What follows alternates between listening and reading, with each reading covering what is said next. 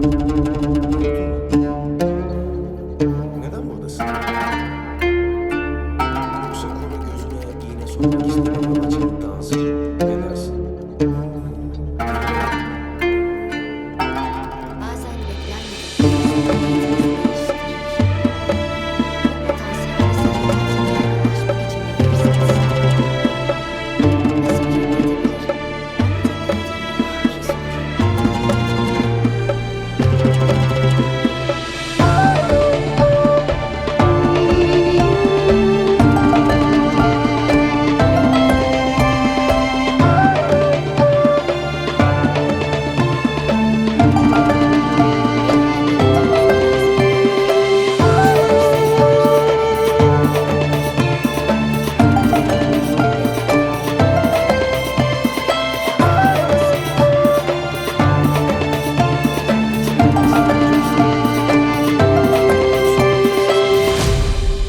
Ben de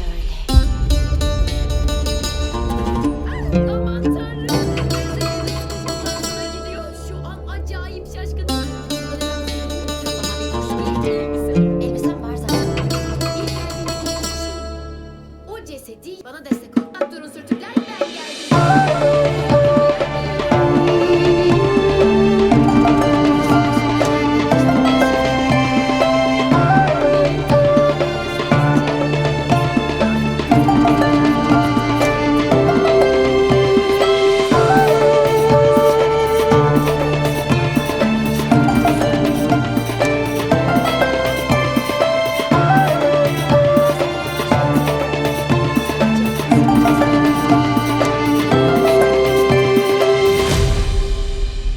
Emin misin?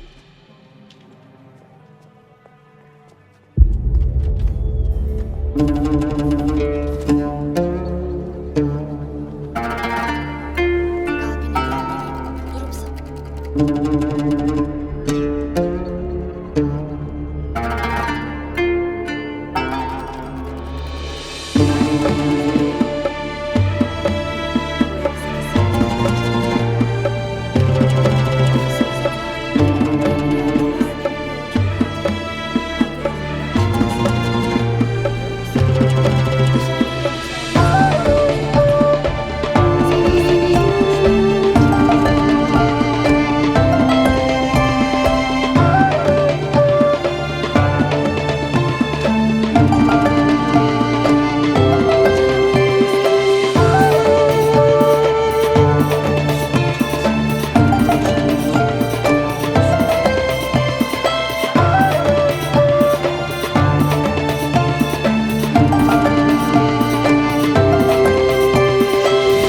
Bunu çizen kişi. Sonra evet, sanıyorsun. Her şey harikaydı. Ben beğeniyorum. Yani deniz kestane. Bu çok korkunç. Aslında ilki bu.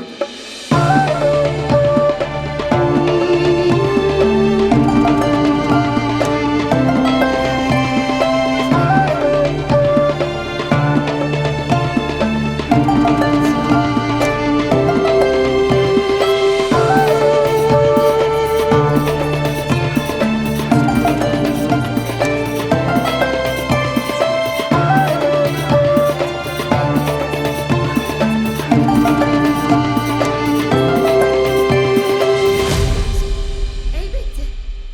Bu tesadüfi bir karşılaşma değil. Neden buradasın Lucas Walker?